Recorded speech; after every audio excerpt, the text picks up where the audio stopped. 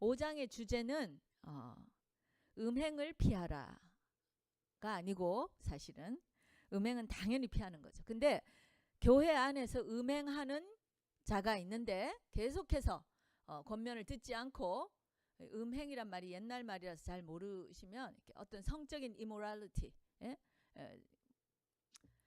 그런 거예요. 그러니까 이렇게 성적으로 문란한 거를 말하는 거예요. 이런 부분들에 대해서 그것을 계속해서 권면하는데 듣지 않는 형제나 자매가 있다면 교회에서 쫓아내라 하는 거예요.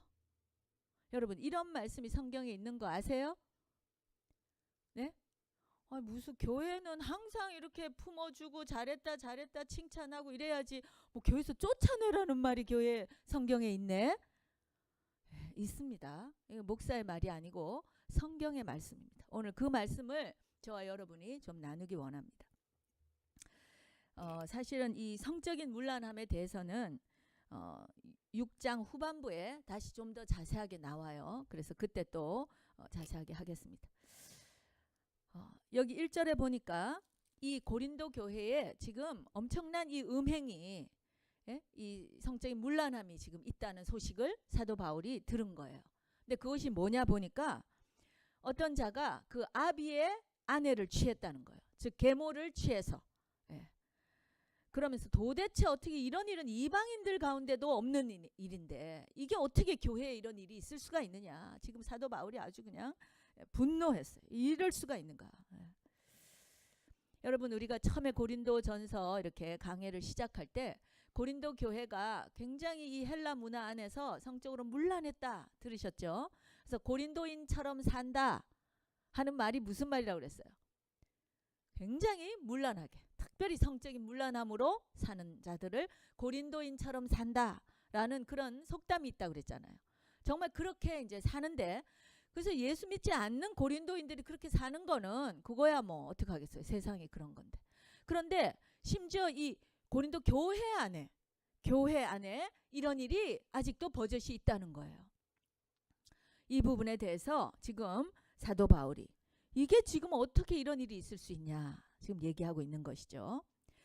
이 특별히 근친상간이라든지 혹은 또 이렇게 뭐 계모의 이렇게 엄마 아버지의 와이프 뭐 이런 자들과 이렇게 성적인 관계를 갖는다. 이런 것들은 이 모세 율법에서 아주 엄격하게 다루고 있어요. 레위기 20장 11절을 한번 읽어볼까요? 이런 말씀 우리 성경에 읽을 때 잘 안 읽죠? 한번 읽겠습니다. 시작. 누구든지 그 계모와 동침하는 자는 그 아비의 하체를 범하였은즉 둘 다 반드시 죽일지니 그 피가 자기에게로 돌아가리라. 굉장히 엄한 얘기예요. 그죠? 둘 다 죽인다 그랬어. 다 죽여라 그랬어. 여러분, 이렇게 이 심각한 죄에 대해서 사실은 사도 바울이 그것이 죄인 것 때문에 화가 나는 게 아니라, 그건 당연히 이제 그렇지만 그러한 죄가 교회 안에 지금 있다는 거, 그것 때문에 지금 이 교회를 지적하는 거예요. 교회가 제대로 할 일을 하지 않고 있구나에 대해서 지금 사도 바울이 굉장히 교회에다가 지적하고 있는 거예요. 여기에 2절부터 제가 읽어보겠습니다. 그리하고도 너희가 오히려, 너희는 지금 교회예요. 너희 고린도 교회가 그런 자를 지금 이렇게 두고도 오히려 교만하여져서 어찌하여 통한이 여기지 아니하고 그 일 행한 자를 너희 중에서 물리치지 아니하였느냐. 왜 그런 자가 번연히 있는데도 그것을 그냥 봐주고 통한이 여기지 않고 그냥 내버려 두고 있느냐. 이 말에 대해서 지금 얘기하는 거예요. 그럼 이런 일이 있을 때 교회에서 어떻게 해야 되는가? 성경에 있습니다. 교회 안에 어떠한 죄악, 그건 꼭 뭐 단순히 음행이 아니어도, 성적인 얘기가 아니어도 어떠한 죄악이든지 교회 안에 죄악이 있을 때는 그것에 대해서 치리하는 법을 누가 가르쳐 주셨냐 하면 예수님께서 가르쳐 주셨어요. 우리 마태복음 18장 15절에서 17절까지를 우리 한번 읽어보기로 하겠습니다. 마태복음 18장. 예수님께서 그 제자들에게 어떤 공동체 안에 죄가 있을 때 어떻게 그것을 해결해야 하는가를 스텝 바이 스텝으로 얘기해 주신 게 있어요. 우리 한번 15절부터 읽겠습니다. 시작.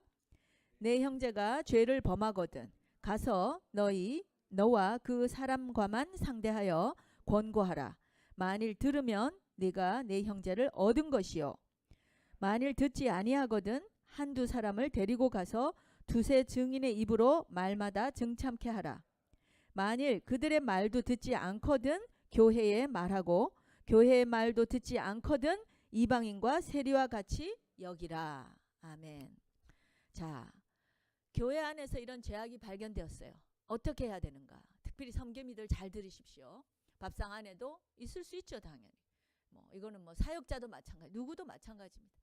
그리할 때 어떻게 해야 되는가? 첫째는 그것을 캐치한 사람, 알아버린 사람, 알게 된 사람이 먼저 그 사람하고 둘이만 어디 갔다가 막 이거 누가 이런 일이 있어 수근 이거 교회에서 굉장히 안 좋은 거예요. 수근거리지 말고 그 사람과 독대하라는 거예요. 그리고 권면해야 되겠죠. 사랑의 권면. 교회에서 가장 중요한 것은 사랑의 권면입니다. 그냥 지적해가지고는요. 제가 누누이 얘기하지만 우리 모두 죄인이에요.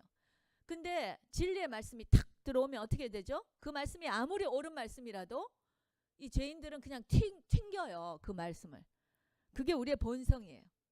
그렇기 때문에 진리의 말씀을 줄 때는 잘 기도를 많이 하고 그 말씀을 좋은 그릇에 담아서 줘야 돼요. 그랬을 때 그것을 받아들일 수가 있는 거예요. 이해가 되시죠? 그걸 해야 돼요. 그래서 그냥 찾아가서 너 왜 이런 짓 하고 있니? 그만둬. 이렇게 하는 것이 아니라 정말 기도하면서 그 사람을 정말 아끼는 마음으로 사랑의 권면을 해야 된다는 거예요. 그렇게 해서 가서 내가 너 이러는 거를 내가 알았는데 어떻게 우리가 이럴 수가 있겠니? 정말 우리가 이거를 고쳐야 되지 않겠니? 내가 너를 위해서 기도할게. 내가 너를 위해서 도와줄게. 너 이 죄악에서 돌이켜라. 이렇게 권면해야 된다는 거예요. 그렇게 할 때에 정말 이 사랑의 권면을 잘 받아들여서 맞아 내가 그랬지. 나도 정말 원치 않았지만 내가 그렇게 했는데 내가 그것을 이제 나는 돌이키고 싶어. 이렇게 하는 것을 회개라고 하지요. 그죠? 회개할 때 그때 어떻게 해? 그럼 둘이 부둥켜 안고 같이 회개하고 기도하고 함께 감사의 기도하고 그러면 저희가 이렇게 아침에 찬양한 것처럼 그 보혈의 능력은 어떠한 죄악도 깨끗이 씻기시는 하나님의 능력인 것을 믿으십니까? 다 용서받는 거예요. 회개할 때 깨끗이 용서함을 받는 거예요. 그렇게 할 땐 더 이상 이제 그 문제에 대해서는 이제는 깨끗해지는 거죠. 그렇게 되면 그 형제를 얻는 것이죠. 아멘. 형제를 얻는다고 되어 있잖아요. 그 형제가 회개하고 돌이킬 때 더욱더 성장하는 정말 그런 모습으로 성숙된 모습으로 얻게 되는 거예요. 그런데 이제 이게 가장 바람직한 모습인데 어떤 경우에는 그렇게 이제 권면할 때 듣지 않는 거예요. 아이 뭐야 내가 뭐 잘못했어 막 이러면서 듣지 않아요. 그럴 때는 그리고 막 잡아떼거나 나 그런 짓 한 적 없어 막 이럴 때 그럴 때 이제 두세 사람을 데리고 가라는 거죠. 한두 사람 더 데리고 가서 증거가 있다는 거죠. 이렇게 너 이런 걸 증인을 데리고 가서 또 얘기하라는 거, 권면하라는 거. 이것도 가서 막 범인을 몰아세우듯이 이렇게 얘기해가지고는 얻지를 못해요. 사랑의 권면을 하라는 거예요. 사랑의 권면. 계속해서 교회가 하는 모든 권면은 지적이 아니라 권면입니다. 사랑의 권면. 아멘. 그렇게 권면을 할 때 또 억셉트 하면 그러면 정말 바람직한 거고 그렇게 돼야 돼요. 그런데 끝까지 잡아떼고 모른 척하고 막 반항하고 순종치 아니할 때 그때는 이제 교회에다 알려라. 그 말은 교회 사역자들 혹은 장로들 이렇게 엘더들 지도자들에게 알리라는 거예요. 그리고 또 지도자들이 가서 또 권면해야겠죠. 그렇죠? 근데 끝까지 듣지 않을 때는 어떻게 하라고요? 그 다음에는 이방인이나 바리새인처럼 세리처럼 여겨라. 즉 그냥 외인처럼 여기라는 거예요. 즉 여기 우리 오늘 고린도전서의 표현에 의하면 여기 5장 5절에 보면 이런 자를 사단에게 내어주라고 되어 있어요. 사단에게 내어주라. 이거 무슨 말이야? 어떻게 사단에게 내어준단 말인가? 성경에 사단에게 내어준다는 표현이 있는데요. 그 표현은 결국 사단이 통치하는 세상. 여러분 사단의 별명이 뭐죠? 또 이 세상 임금이에요. 그렇죠? 이 세상은 지금 사단이 통치하고 있어요. 아십니까? 네, 물론 하나님의 큰 계획 안에 있지만 여전히 이 세상은 사단의 통치하에 있어요. 근데 그러한 우리 형제를 혹은 자매를 사단에게 내어주라는 말은 이 교회로부터 쫓아내라는 얘기예요. 그래서 사단의 권한 하에 그냥 두라는 거죠. 얼마나 무서운 이야기입니까? 근데 그렇게 하라는 거예요. 이런 일이 여기에만 있는 게 아니라 디모데전서에도 나옵니다. 디모데전서 1장 20절 우리가 함께 읽겠습니다. 사도 바울이 얘기하는 거예요. 시작. 그 가운데 후메네오와 알렉산더가 있으니 내가 사단에게 내어준 것은 저희로 징계를 받아 회방하지 말게 하려 함이니라. 이 교회에 후메네오와 알렉산더라는 사람이 있는데 교회에 너무나 문제를 일으키고 도저히 이런 권면을 받아들이지 않는 거예요. 그랬을 때 사도 바울이 이를 사단에게 내어줬다. 즉 교회에서 출교시켰다는 얘기예요. 출교. 그렇게 했을 때 그럼 그 결과가 어떻게 되겠어요? 하나님의 자녀인데 하나님의 교회에 들어올 권리를 박탈당한 거예요. 그랬을 때 세상에 떠돌게 되면 엄청난 고통을 당하겠죠. 그렇죠? 육체적으로도 고통을 당하고 정신적인 고통 당하겠죠. 그래도 그렇게 하라는 거예요. 그래서 정말 심지어는 뭐 죽음을 당할 수도 있는 거예요. 그러나 사도 바울이 여기에 뭐라고 말하냐면 이런 자를 사단에게 내어 주었으니 5절 이는 육신은 멸하고 영은 주 예수의 날에 구원 얻게 하려 함이라. 근데 그 사람이 정말 예수 그리스도를 영접한 형제이고 자매였다면 중간에 죄를 범해서 출교당한다 하더라도 그래서 그 사단의 어떤 고통 뭐 여러 가지 고통을 겪는다 하더라도 심지어는 그래서 죽음, 육체가 멸망한다 하더라도 즉 죽음을 당한다 하더라도 어떻게 돼요? 그 영은 구원받는다. 아멘. 언제? 주 예수의 날에 주님이 재림하시는 그날에 우리의 영은 구원받는다는 것입니다. 이해되십니까? 굉장히 심각하죠. 심각해야 돼요. 이만큼 교회 안에서의 죄에 대해서 하나님은 심각하게 여기신다는 거예요. 여러분 우리 사도행전을 읽다 보면 굉장히 심각한 얘기들이 많이 나옵니다. 특별히 이 사도행전은 초대 교회의 얘기잖아요. 근데 그때 아나니아와 삽비라라는 사람들이 있었어요. 교회 형제 자매예요. 부부예요. 그런데 이게 누가 이렇게 막 교회에서 칭찬받는 걸 이렇게 보고 나도 막 시기하고 질투해서 나도 그렇게 해야지. 근데 잘 하지 못하고 비슷하게 하고 거짓말하고 외식을 했어요. 그랬을 때 저도 처음에 그거 읽으면서 아니 이만한 일에 어떻게 이렇게 바로 죽게 만드나. 근데 다 죽었어요. 부부가. 거짓말 해가지고 회개하지 아니하고. 그랬을 때 그 베드로가 도대체 교회를 어떻게 네가 여기고 성령을 무시하면서 네가 이렇게 거짓말하느냐 하고는 그 자리에서 다 그들이 죽었어요. 물론 영은 구원 받겠죠. 예? 그러나 그만큼 이 교회 안에서 죄악의 문제에 대해서 교회는 이렇게 심각하다는 것입니다. 여러분 이런 얘기는 교회에서 처음 들으신 것 같아요. 제가 이렇게 고린도전서 강해 설교를 하면서 정말 이렇게 강해 설교가 쉽지 않거든요. 그럼에도 불구하고 감사한 것은 성경에 있는 구석구석에 있는 모든 진리들을 우리가 다 나눌 수 있다라고 하는 것입니다. 제가 주제 설교를 하게 되면 사실 교회에서 출교시켜라 이걸 제목으로 설교하기는 쉽지 않아요. 그렇겠죠? 그러나 이 강해 설교는 그냥 다 해야 돼요. 다 하잖아요. 성경에 있는 말씀 그대로를 다 해야 되니까 순서대로. 그래서 이 부분도 제가 사실 여러분에게 별로 가르치지 못했던 부분들인데 이렇게 나누게 되어서 오히려 감사해요. 그렇다면 이렇게 정말 그 교회 안에서 죄에 대해서 이렇게 심각한 그 이유가 도대체 무엇인가? 왜 이렇게 엄격하게 심지어는 쫓아내면서까지도 이렇게 해야 되는가? 그 이유는 바로 죄라고 하는 것이 이 죄의 영향력이 너무나 크다는 거예요. 여기에 그 다음부터 이 사도 바울이 이 죄에 대해서 죄를 뭐라고 이렇게 비유했냐면 누룩, 이스트예요. 이스트. 여러분 이스트 아시죠? 빵 같은 거 이렇게 부풀 때 하는 이스트. 죄가 바로 이스트와 같다. 누룩이라는 거예요. 제가 한 20년을 이스트 가지고 실험한 사람 아닙니까? 예? 이스트가 얼마나 빨리 분열하는지 아세요? 1시간 반에서 2시간 만에 스트레인에 따라 좀 다른데 배로 기하급수적으로 이렇게 증가해요. 모든 미생물들이 그래요. 그런데 이 누룩을요, 이렇게 세포들을 우리가 이렇게 실험할 때 그 이 누룩 없애는 게 가장 중요해요. 실험 재료로 이 세포를 써야 되는데요. 이 누룩이 눈에 보이겠어요? 이스트가 너무나 작네. 현미경으로 봐야 되는데. 근데 거기에 한 개만 있으면, 한 마리라기 하나만 있으면요, 다 망쳐요.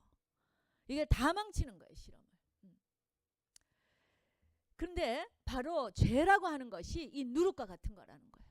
처음에는 너무 작아서 보이지도 않는 것 같아요. 그런데 이 죄가요, 이 엄청난 이 영향력, 부풀려지는 거예요. 배가 하고 증가하는 거예요. 그렇게 해서 이 공동체 안에서 이것이 결국은 뭐 아유 이거 뭐 이까짓 거 했던 것이 어느 순간에 보니까 이건 너무나 큰 암덩어리가 되어버려 있다는 것입니다. 그래서 여기 사도 바울이 이 6절에 보면 너희의 자랑하는 것이 옳지 아니하도다. 적은 누룩이 온 덩어리에 퍼지는 것을 알지 못하느냐. 그렇죠? 죄라는 것은 누룩과 같다는 거예요. 그리고 여러분 이 죄는 특별히 영적인 거예요. 그래서 굳이 밝히지 않아도 자기가 어떤 죄 가운데 있으면 이게 벌써 영적으로요 영향이 가요. 그래서 우리가 특별히 교사라든지 주일학교 교사, 우리 올리브추리 교사, 혹은 섬김이들, 목사, 사역자는 뭐 말할 것도 없죠. 우리가 죄악 가운데 있으면요 아무도 모를 것 같죠. 그러나 영적인, 영이 알잖아요. 영이. 그럴 때 목사가 얘기하는 것이 성도님들에게 영향력이 없어져요. 죄 가운데 있을 때는 교사가 아무리 얘기해도 아이들이 영향력이 없어요. 영이 알아차리는 거예요. 이 영적인 순결도 이게 얼마나 중요한 건지 몰라요. 근데 이 죄악, 그래서 교회 안에서 이런 누룩을 용납하면 안 된다는 것입니다. 왜냐하면 우리는 영적인 공동체이기 때문에 그래. 사교 집단도 아니고 우리가 그냥 뭐 오냐 서로 좋아서 만나는 그런 공동체가 아니기 때문에 그렇습니다. 이해되십니까? 아멘. 심각한 거예요. 유대인들이 6월절이라고 하는 어떤 명절이 되면은 일주일 전부터 집안에 이 누룩을 다 없애요. 이 사람들이 원래 빵 만들 때 다 빵을 먹으니까 다 누룩을 이제 가지고 만드는데 일주일 전부터요 집안에 있는 누룩을 빗자루로 다 쓸어가지고 다 없애야 돼요. 그리고 이제 그 6월절 날부터는 이제 무교병을 먹는 거예요. 무교는 발효되지 않은 이스트가 없는 그 무교병을 먹는, 그래서 무교절이라고 이제 부르죠. 이 일을 하는 거예요. 그 의미를 잘 모르고 그렇게 지켰다는 거예요. 근데 사도 바울이 이제는 우리가 예수 그리스도께서 그 6월절의 희생양이 되셔서 이제는 우리의 그 모든 죄를 이미 다 대속하셨단 말이죠. 그랬을 때는 우리가 진정한 무교병, 그전에는 그냥 형식적으로 떡을 무교병을 만들어서 먹고, 근데 그게 무엇을 의미하는지 몰랐다면 이제는 우리가 그것의 무슨 의미인지, 영적인 의미를, 진정한 의미를 알게 된 자들 아닙니까? 아멘.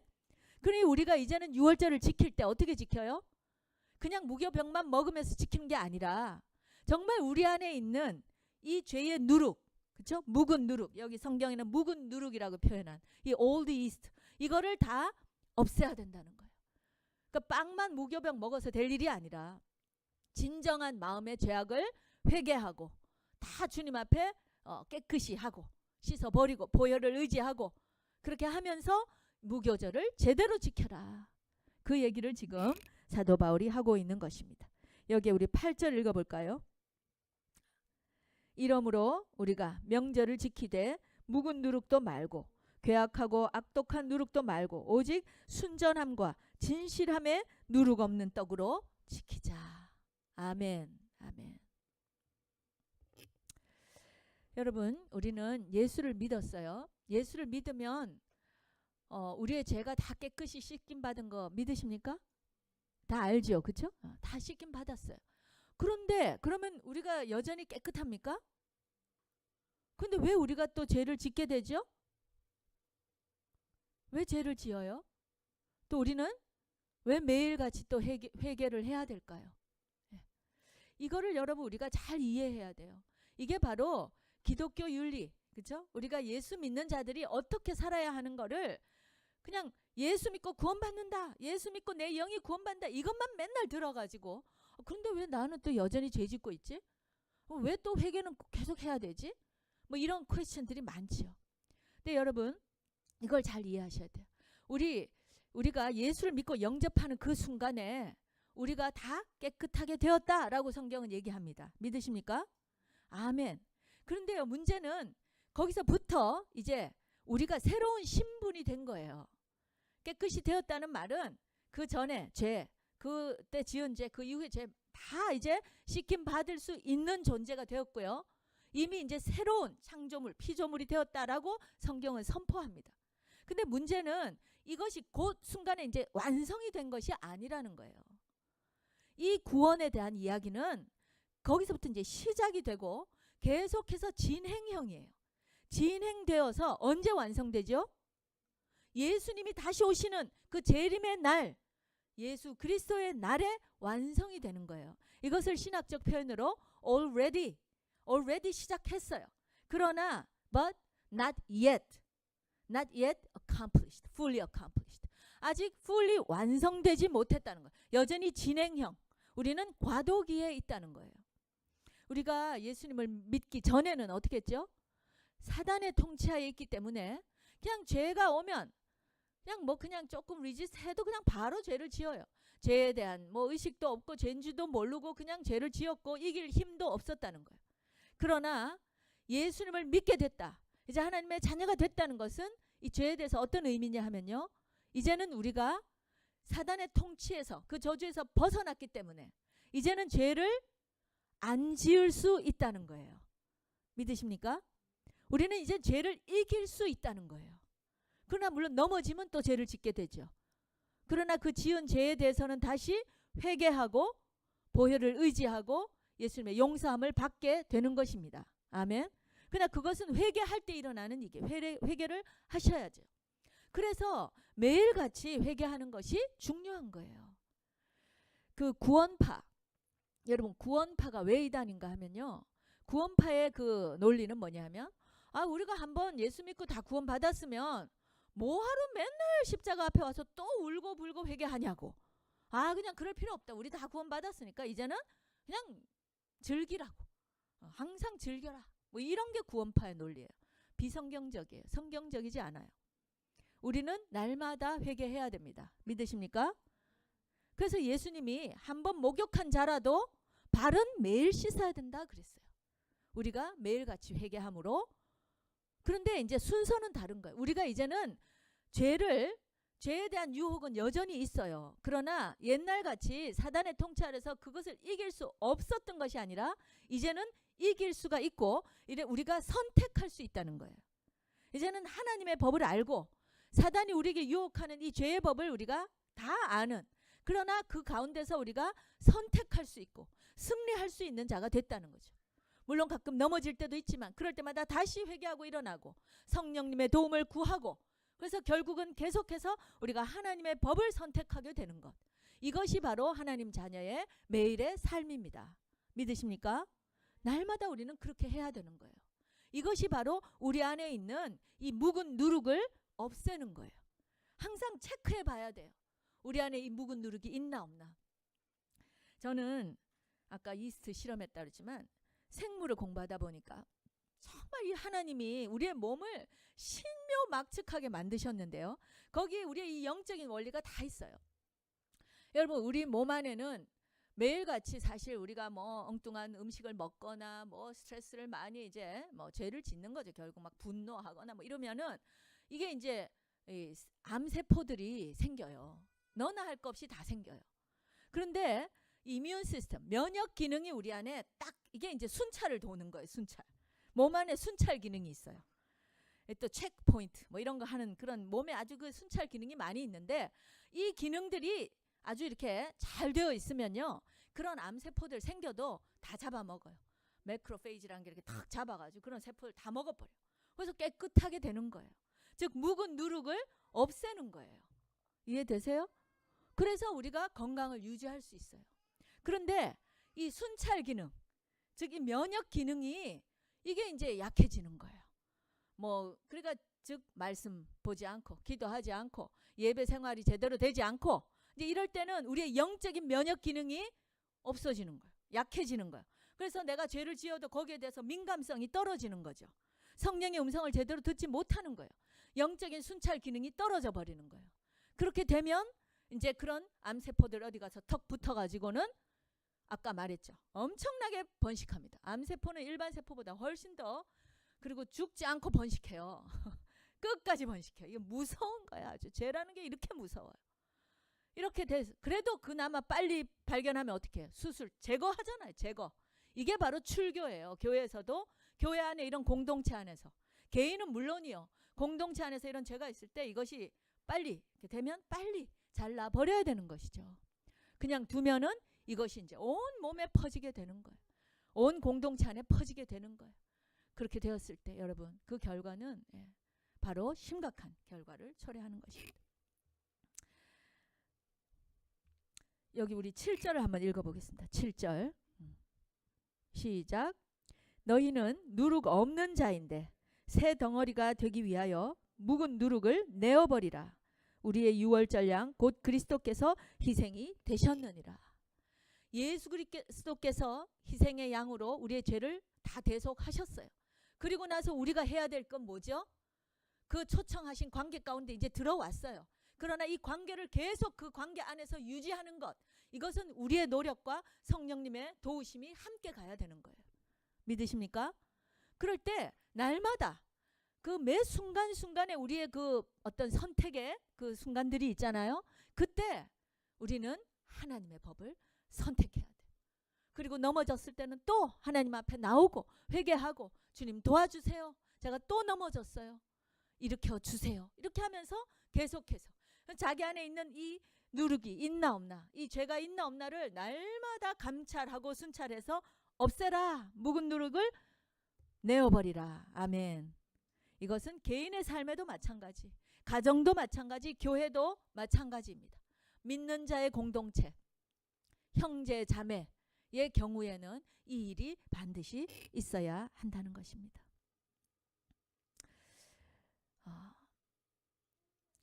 세상은 이런 일이 비일비재해요. 늘 있어요. 그런데 사도 바울이 여기에 9절에 보니까 내가 너희에게 그 전에 편지를 한번 썼던 것 같아요. 음행하는 자들을 사귀지 말라. 이 말이 음행하는 자들은 도무지 아무하고도 사귀지 말라 이런 뜻은 아니었다는 거예요. 왜? 세상에는 이런 자들이 많죠. 그렇죠?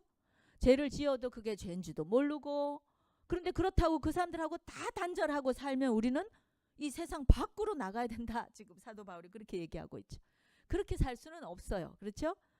우리는 하나님께서 구원하신 이후에 저기 따로 어디 수도원이나 무슨 산골짜기에 우리만 따로 탁 이렇게 놓고 너희는 이렇게 살아라.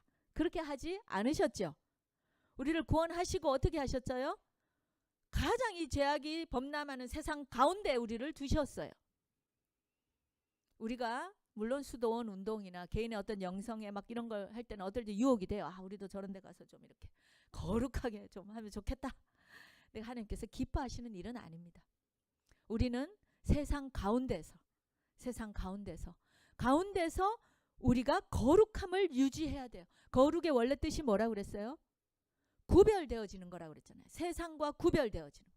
그게 동떨어지라는 얘기가 아니라 세상 가운데서 구별되어져야 된다는 거예요. 그럴 때 어떻게 돼요? 이 구별되어진 이 공동체는 세상에서 눈에 띄겠죠. 당연히 띄게 돼요. 그게 빛인 거예요. 그리고 소금인 거예요. 그러면서 야, 예수 믿는 자들은 다르구나. 이렇게 세상이 판단한다는 거예요. 그러면서 하나님의 영광이 그 교회를 통해서 세상 가운데 드러나게 된다는 것입니다. 믿으십니까? 우리는 계속해서 이 죄된 세상에 또 계속해서 죄를 짓는 자들과 함께 우리는 살아야 돼요. 사귀어야 돼요. 말도 해야 돼요. 왜? 전도해야죠. 그렇죠? 전도해야 돼요. 버리면 안 돼요. 그러나 우리는 그 가운데서 거룩함을 유지해야 돼요. 이 순결함을 보존해야 돼요. 그래서 교회의 거룩과 순결은 너무나 중요한 것입니다. 요즘 정말 우리가 한탄하는 것은 이 교회가요 세상과 구분되지 않는다는 거예요. 그것이 너무 안타까운 일이에요. 구분되지 않으면 교회는, 즉 거룩하지 않으면 하는 말과 똑같은 거죠. 그렇죠? 세상과 구별되어서 거룩하지 않다면 교회는 하나님의 빛을 잃어버려요. 소금의 맛을 잃어버려요. 그리고 오히려 그냥 있는 게 아니라 손가락질을 받게 돼요. 하나님의 영광을 가리게 됩니다. 교회가 요즘 교회 안에서의 어떤 죄악에 대해서 저도 이 말씀을 준비하면서 다시 한번 정말 이렇게 깨닫고 또 하나님 앞에 결단했어요. 우리 공동체 안에서 이런 부분들 정말 하나님이 보시는 것들 우리가 잘 보존하고 순결함을 보존하고 유지해야겠구나. 여러분 심각해야 돼요. 죄에 대해서 우리는 심각해야 됩니다. 한국 교회, 미국 교회 정말 교회가 손가락질 받는 거 너무 마음이 아프죠. 그 이유가 바로 구별되지 못해서 그렇습니다. 교회 안에서의 어떤 죄에 대해서 그냥 너그러운 거예요. 왜? 성도 떨어질까 봐. 그거 정말 하나님 기뻐하시지 않아요. 사랑의 권면, 사랑은요 여러분 그냥 오냐 받아주는 게 사랑 아니에요. 그거는 스포일 시키는 거예요. 사랑에는 반드시 책망이 들어가야 됩니다. 그렇죠? 사랑은 공의와 함께 가는 거예요. 우리 잘 아시는 방주교회 지금은 은퇴하셨지만 박보영 목사님 아시죠? 그분이 이제 정말 그 어려운 막 거지 아이들, 그렇죠? 길에 있는 노숙자들 거지 아이들을 이제 데려다가 집에서 이제 키우시면서 이렇게 하셨는데 그 아이들을 처음에 데리고 오면 너무 들어. 머리부터 발끝 몇 년을 씻지 않고 이제 이렇게 있었으니까 막 완전 더덕더덕. 그거를 이제 다 벗겨가지고 그것은 이제 머리끝부터 발끝까지 몇 번을 씻겨야 된대요. 목욕을 때를 밀고 막 손톱 발톱 다 깎이고 그냥 다 씻겨. 그렇게 하면 이제 뽀얗게 깨끗하게 그렇게 하고 새 옷을 잘 준비해서 입혀요. 그럼 아이가 얼마나 기분이 좋아요. 그렇죠? 몇 년 동안 그 찌든 때 이제 다 벗고 새 옷을 다 갈아입고 너무너무 좋죠. 그때부터 이제 뭐예요? 이제 이 구원의 과정 진행형. 이 아이가 이제는 죄를 안 지을 수 있는 아이가 됐다는 거예요. 믿으십니까? 예수님을 믿었으니까. 그런데 이제 또 이게 유혹이 오죠. 유혹이 오는 거예요. 길 가다가 그 옛날에 친구를 만났는데 야 우리 한탕 하자. 이러면 또 솔깃. 예? 그래가지고 또 이제 이렇게 유혹에 빠져가지고 그렇게 하는 애들이 있다는 거예요. 그렇게 되면 이제 목사님이 또 이제 가서 데리고 와. 그 데리고 와서 어떻게 하시느냐? 옛날에 처음 그 입었던 옷 있죠. 그 더러웠던 옷. 그거를 딱 집 락에다가 딱 넣어놨다가 얘가 이제 다시 그렇게 하다가 이제 데리고 온 애를 그 지플락을 딱 열어가지고 이 옷을 입으라고. 그러면 이 애가 기겁을 하는. 나 이렇게 더러운 옷 못 입어요. 보기만 해도 냄새 풀풀 나는 거예요. 옛날에 그 자기가 몇 년 동안 입으면서 모르고 살았던. 예? 근데 그거 이제 안 입겠다는 거예요. 나 그거 못 입어요. 못 입어요. 저와 여러분은 그런 자들이에요. 믿으십니까? 성경에서는 우리를 이미 누룩 없는 자다. 할렐루야. 이미 선포했어요. 성경의 가르침은 항상 그래요. 너희가 깨끗이 되어야 뭐가 된다는 게 아니에요. 그러면은 그거는 인본주의적인 우리의 노력이잖아요. 그게 아니라 하나님이 먼저 우리를 깨끗하게 하신 거예요. 할렐루야. 그리고 우리를 선포하심. 너희는 깨끗한 자야. 그리고 이제부터는 어떻게 해요? 그 깨끗한 자의 합당한 삶을 살아라. 이제 명령입니다. 아멘. 그래서 항상 사도 바울의 서신서를 보면 앞부분은 우리가 어떻게 구원받는가? 그리고 그 다음에는 그러므로 너희는 그 복음에 합당한 자를 살아라. 이렇게 나오는 것입니다. 믿으십니까? 이게 기독교 윤리예요. 우리가 그렇게 이제 살아가는 자들이에요. 우리는 이미 깨끗한 옷을 입은 자들이에요. 이제 더 이상 그 더러운 옷으로 돌아갈 수는 없는 자들입니다. 물론 중간중간 좀 넘어질 때 있죠. 그러나 그때그때 바로바로 돌이키고 회개하고 순찰하여 묵은 누룩을 그때그때 내어버리는 자가 되시기 바랍니다. 아멘. 개인도 마찬가지, 교회도 마찬가지. 그렇게 하여 우리를 정말 거룩한 자로 세상과 구별되어지는 우리 개인 혹은 우리 교회, 교회가 뭡니까? 우리 다 우리의 모임 아닙니까? 거룩한 자들이 되어서 그리 할 때요. 이 거룩한 빛은 그냥 드러나는 거예요. 우리가 어디 가서 우리 거룩하다고 말할 필요도 없어요. 벌써 세상이 알아봅니다. 아멘. 그러면서 하나님의 영광을 드러내게 됩니다. 결론을 맺겠습니다. 여기서 말하는 5장의 레슨은 우리 안에 죄악이 발견되어지면 그 죄악을 치리해야 된다는 거. 그 묵은 누룩을 없애야 된다는 거예요. 그는 개인도 마찬가지, 교회도 마찬가지, 가정에도 마찬가지. 그래서 외인들, 세상의 외인들은 그냥 어차피 하나님이 판단하신다. 우리가 세상 사람들 왜 저래 말할 필요 없다는 거예요.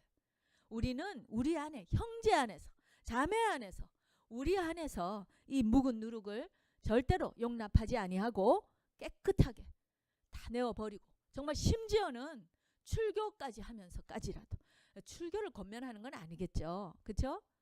정 안 될 때 그렇게 하라는 거예요. 그 전에 얼마나 많은 수고와 눈물과 권면이 있어야 되겠습니까? 그렇죠? 한 형제를 우리가 얻기 위해서 그냥 쉽게 출교시키는 거, 이걸 하라는 게 아니에요. 오해하지 마세요. 그 한 형제를 정말 붙들고 그가 회개하고 돌이킬 수 있도록 끝까지 사랑으로 권면하고 기도하고 눈물로 그렇게 해서 우리 교회를 거룩하게 유지하고 순결하게 보존하는 것, 이것이 오늘 고린도 5장을 전서 5장을 통해서 하나님께서 저와 우리 교회에 주시는 말씀인 줄로 믿습니다. 우리가 새해를 맞아서 우리 가정도 청소도 하잖아요. 청소도 하는데 정말 이렇게 우리 안의 내면을, 우리의 영적인 모든 생활들을 돌이켜 보시면서 묵은 누룩을 다 발견하시. 이 묵은 누룩이 이제 우리 안에 있을 수 없어요. 우리는 새 밀가루 반죽. 아멘. 여기 들어와서 이게 번질 이래서는 안 되는 거예요. 이것을 다 없애버리는, 그래서 깨끗게 되어지고 보존되어지는 우리 교회가 되고 저와 여러분 또 우리의 가정이 되시기를 예수님의 이름으로 축원합니다.